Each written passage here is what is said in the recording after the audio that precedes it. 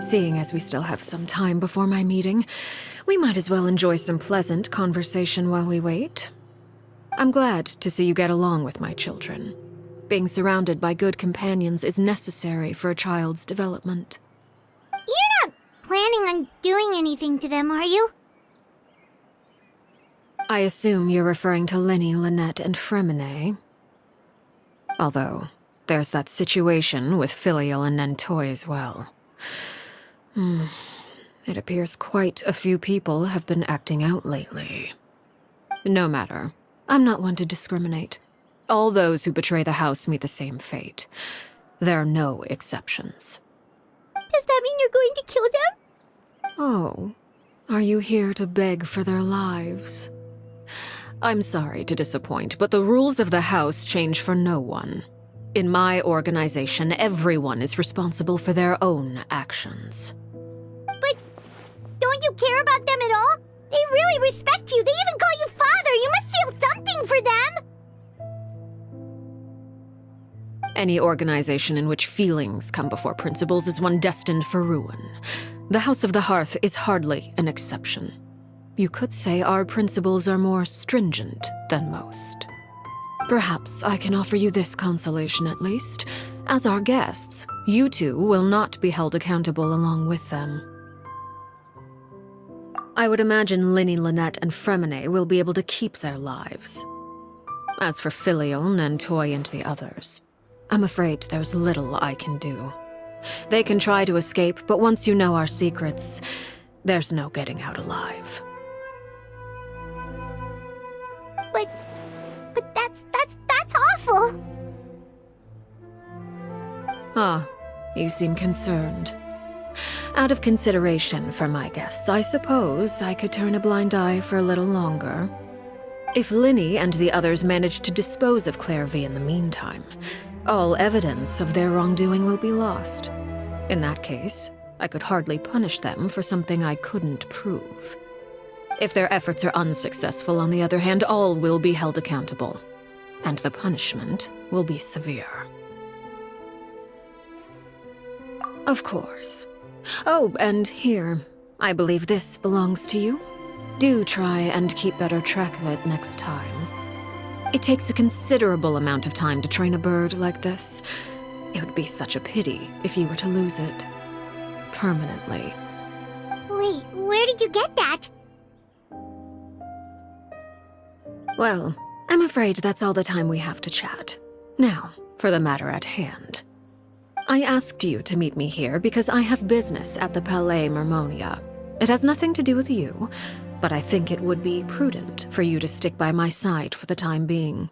There will always be time later to run off and tell Lyney what you've learned. Well, time to go. Looks like we wrapped things up just in time.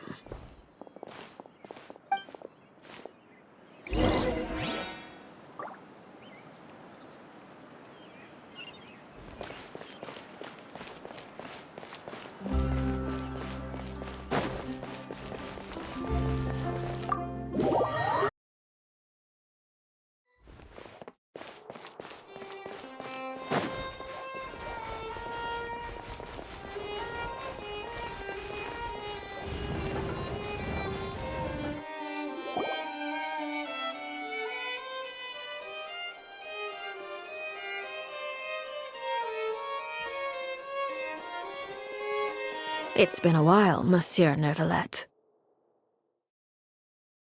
I must say, I wasn't expecting my meeting request to be approved quite so quickly. The Palais Mermonia operates with an efficiency worthy of admiration. It is only right that an esteemed diplomat such as yourself should be afforded the proper level of respect. Although, if I may speak plainly, I must confess that I did not anticipate we would have the occasion to meet again after presenting you with the Gnosis. I see you've brought the Traveler and Paimon with you as well. If I may inquire as to the purpose of your visit. I'll be departing Fontaine shortly. There is, however, an outstanding matter that I would like to see resolved before I go. It requires a rather lengthy explanation, I'm afraid. So I took the liberty of explaining everything in this proposal. Please review it at your leisure, Monsieur Neuvillette.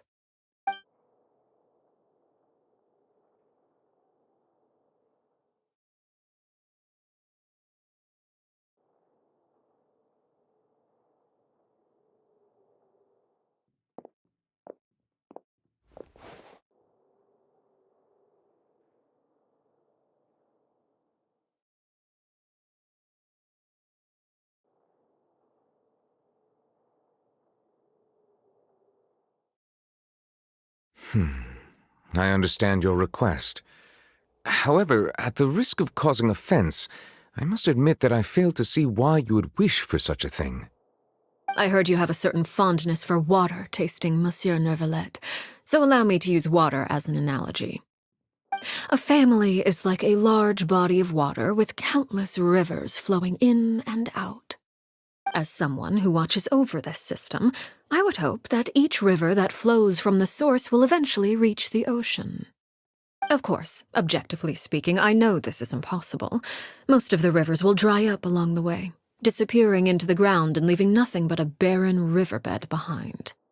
Not all rivers are destined to reach the ocean, but I would not see their existence rendered meaningless. I believe the water that flows within them is simply meant for a different destination, like a field in need of irrigation. Or perhaps the glass of a certain water-tasting enthusiast. Did you get any of that, Traveler? Your words paint an optimistic picture indeed. Allow me to remind you, however, few among us are willing to sip from a glass filled with tainted water. It may have been tainted at one point in time, but not to worry. I'll make sure it's strained of all impurities and returned to its cleanest form.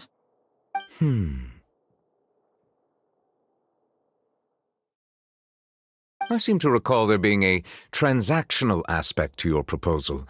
Perhaps you could expound on that? If you accept my proposal, Monsieur Neuvillette, I will gradually withdraw my forces from Fontaine. And, unless absolutely necessary, I will no longer carry out any special missions within Fontaine. I presume I can take your words to mean that, in the future, cases similar to the Tartuffe assassination will cease to cross my desk? Tartuffe? Ah, that thief who embezzled funds from all those charities, you mean? My deepest condolences to his family, but without any evidence, I cannot imagine how the House of the Hearth might have been involved in his passing. Of course, if you accept my proposal, Monsieur Neuvillette, I'm sure certain measures could be taken to reduce the frequency of such troubles. You choose your words carefully indeed. In that case, I am inclined to accept your proposal. My thanks for your generosity, Monsieur Neuvillette. Well, with that settled, we should be going now. I took the liberty of bringing along 2 bottles of spring water from Snezhnaya for you to enjoy. I do hope I get the chance to hear your impressions. Perhaps at our next meeting, yes? Indeed. I trust you would not overlook your commitment in the meantime. All right, Traveler Paimon. Time to go.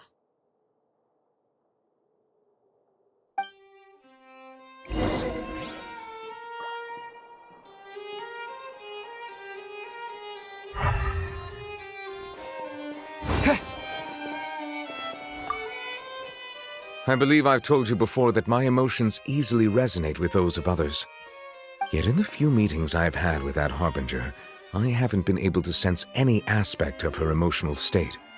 Her mind is like a still body of water. Who knows what darkness lies in its depths, and the lack of ripples on the surface gives nothing away.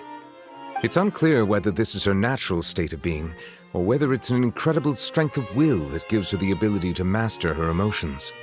Either scenario, however, suggests she is a very dangerous individual.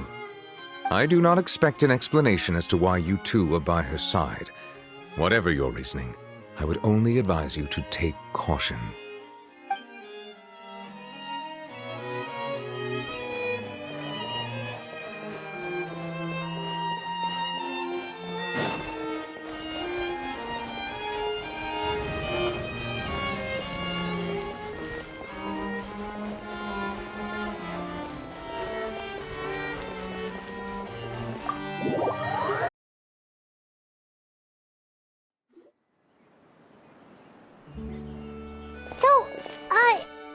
What exactly were you talking about back there? Paimon only heard you mention some rivers, a large body of water, and then some kind of irrigation scheme. You really want to know? I would imagine there might be more pressing concerns at the moment. Winnie, Paimon really hopes everything's going okay.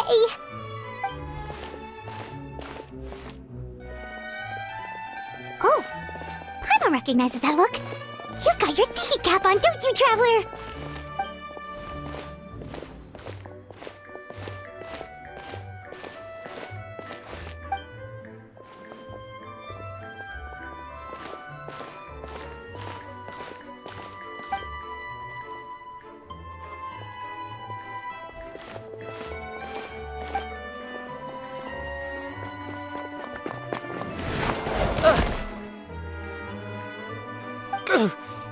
Oh, shoot.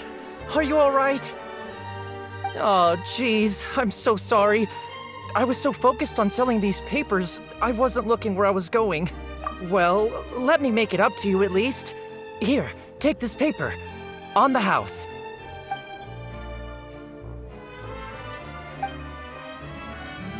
Oh, you don't have to give us anything. Please, I want to. It's not like I'm short on supply. All the extras will be useless come tomorrow anyway. It's my fault, really. I was just trying to bring home some extra mora for the family, but I bit off more than I can chew. I haven't had many takers today, so I'm still swimming in papers. What's going on here? Nothing much. I just ran into your friend here on accident. I should probably get going, actually, so... Hold on. Of course, I'm happy to compensate you with mora, it's just... I don't have any on me at the moment. I'll take 3 papers. Here. Your payment.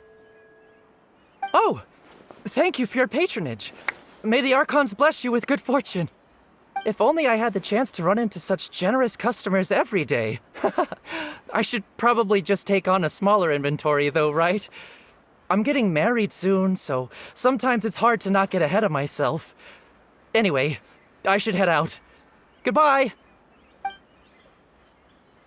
Well, now that my affairs are settled, we should take the boat back to Poisson. We've even acquired some light reading to enjoy along the way. Actually, why don't we stick around for a little longer? Paimon just realized how hungry she is. She can't head back to Poisson on an empty stomach.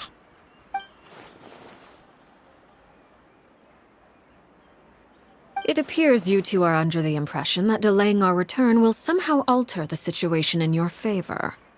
I'm sorry to ruin your fantasy, but your efforts are meaningless. That being said, I could be persuaded to give Lyney some extra time. I just have one condition. If you agree to my request, I'll even answer some of your questions. You're quite curious about Clairvy, are you not? And my relationship to her. Wait, why are you being so generous all of a sudden? You're not gonna ask us to do something bad, are you? You overestimate yourself. You don't have the talent for bad things.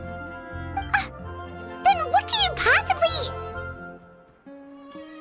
The most important consideration in a negotiation is that both sides receive something they want. Demands and threats only get you so far. Wonderful.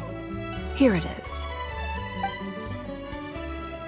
When the time comes, make the choice that you deem most appropriate in the situation, and lend your help to the House of the Hearth.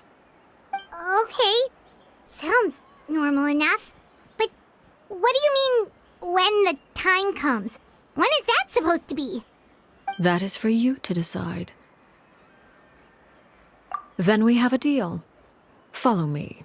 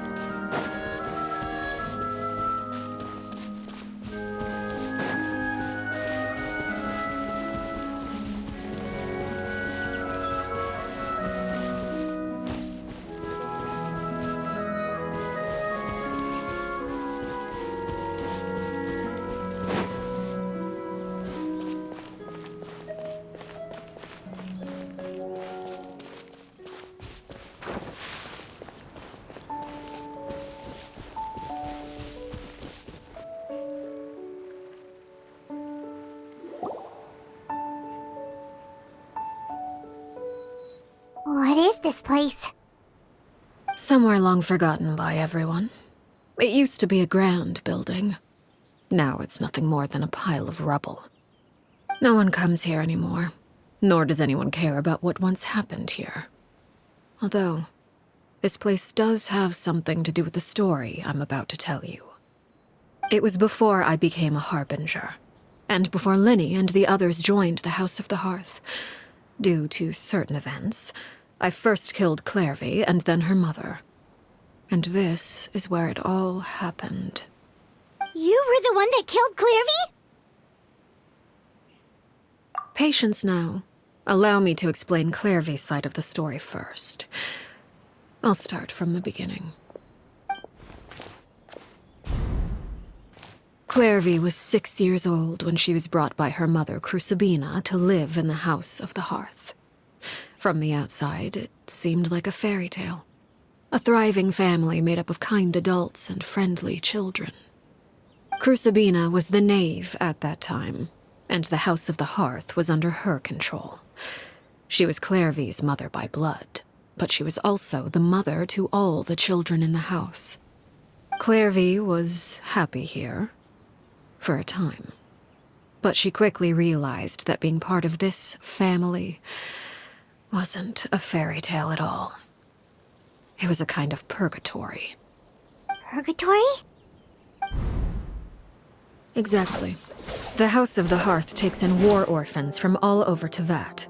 But as for how to raise them, that depends entirely on the person in charge. Crucibina came up with a novel idea. She would teach the children to fight, force them to duel each other, and then crown as the king of the house the child who proved themselves most worthy of inheriting her title. It's difficult to estimate the number of children who died or were maimed in the process. There's little I can say about the ones who died. The ones that emerged with permanent injuries, on the other hand, well, they still served a purpose. They would be handed over to the doctor to be experimented on, or sent away on dangerous missions. Nothing more than tools to be used and then discarded. So those were the experiments Clairvy was talking about. But what actually happened to her? You said that Clairvy was Crucibina's daughter, so if Clairvy tried to convince her to stop what she was doing, Crucibina probably would have listened, right? Despite being Clairvy's mother, Crucibina cared little for her daughter. She forced Clairvy to join the House of the Hearth only as a means to demonstrate her own impartiality as a mother, to prove that she treated all her children equally. Clairvy did try to convince her mother to change her ways, but it was to no avail. After her efforts failed, the only other option was to rise up and try to fight back. Unfortunately, the other children had already been thoroughly indoctrinated into the illusion of happiness Crucibina had created. Of course, there was one exception. Someone Clairvy's age who knew the truth about the House of the Hearth. Her name was Peruere. Wait, the friend that Clairvy mentioned? Friend, huh? I suppose we can call her that for now. Clairvy was a cheerful and passionate person with a tenacious spirit. Peruere, on the other hand, was rather cold-blooded. Her cold-blooded nature allowed her to see through Crucibina's facade. Yet, it was also this cold-bloodedness that prevented her from acting against it. At least at first. While Clairvy longed for freedom, Peruere was convinced that, amid all the fighting and violence, she would make it until the end. Despite their differences, the two became fast friends, united by their knowledge of the truth. Clairvy told Peruere that she hoped to create a real family, where no one would be killed or sacrificed. There may have been a certain naivete to her ideas, but Clairvy proved her determination many times over. She tried countless times to run away, ask for help, or expose the truth. But her efforts only earned her beating after beating. The only thing that kept her going was her strength of will. Even with her body racked with pain, she would still stand on her tiptoes and open the window at night.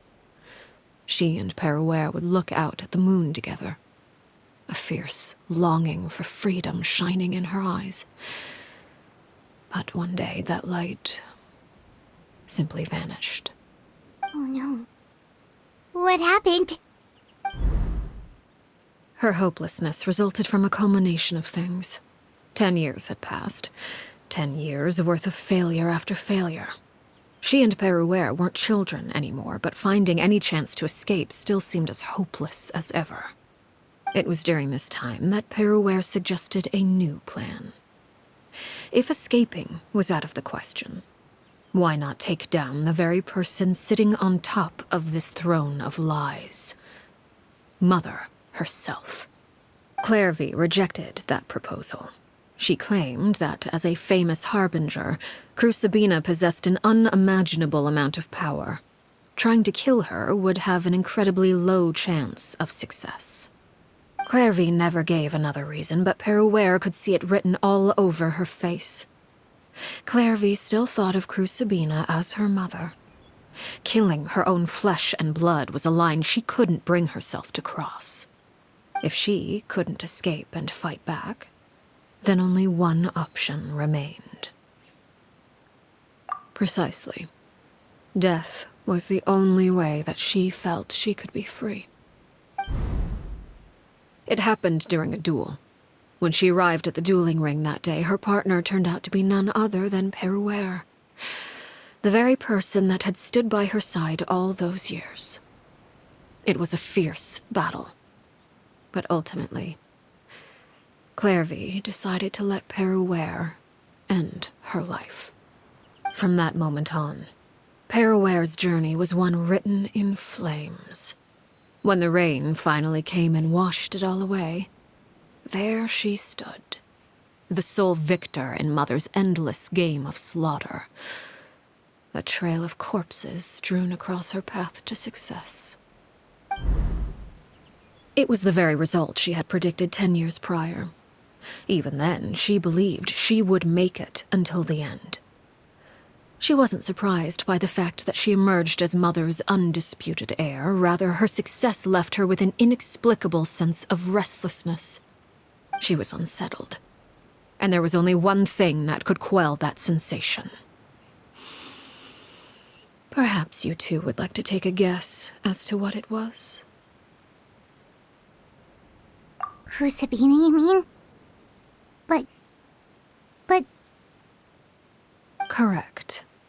This is the place where Peruere killed her best friend.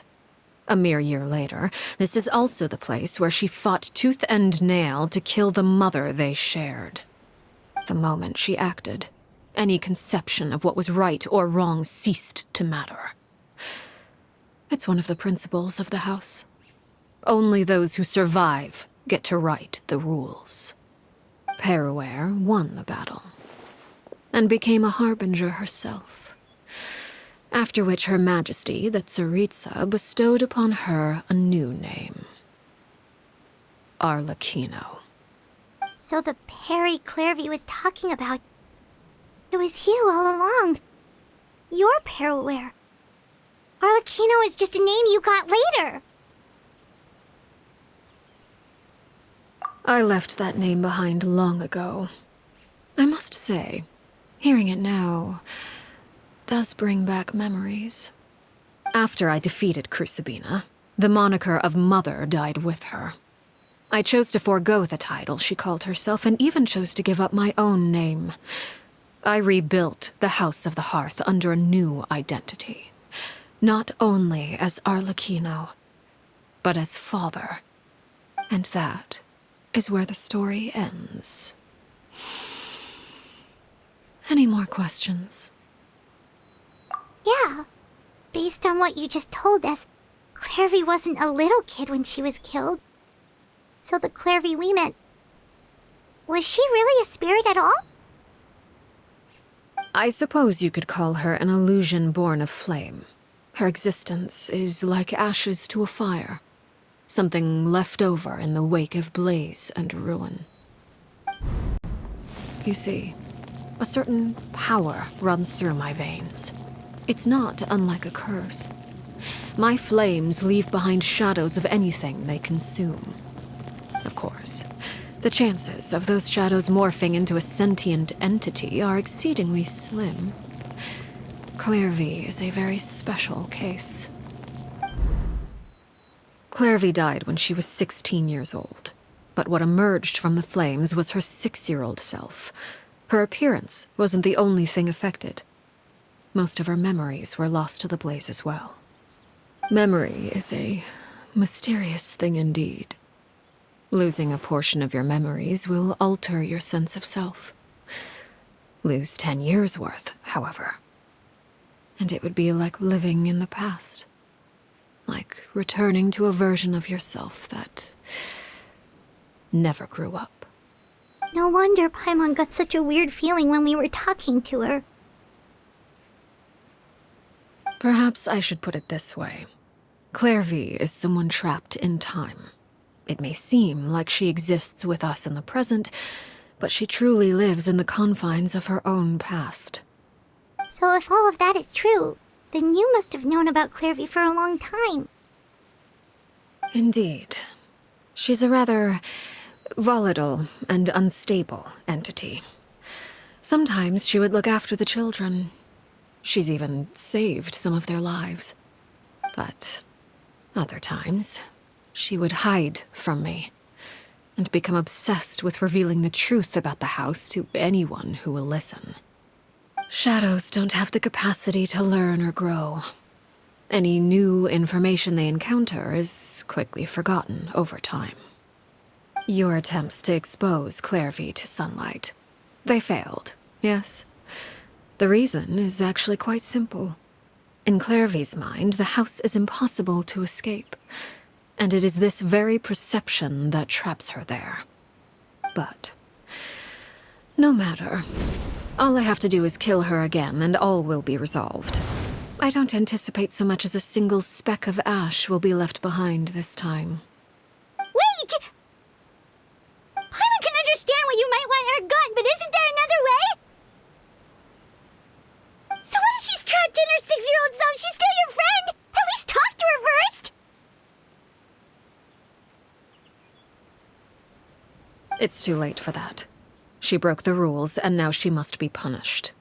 That goes for Filial and Nantoy as well. She's had quite the effect on them.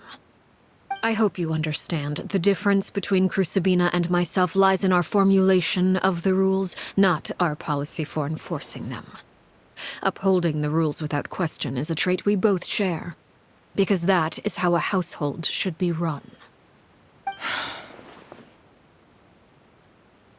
Is this really what you want to do? Whatever could you mean? Don't you want to say a proper goodbye at least?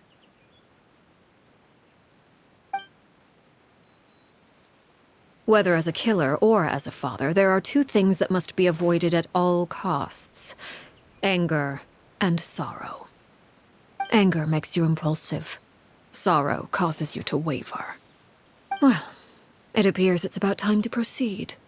Before we arrived, I told some of my well-behaved children to bring our troublemakers here by nightfall. I do believe I've kept my end of the deal. I give your friends quite a bit more time. As for what happens now, we'll just have to wait and see.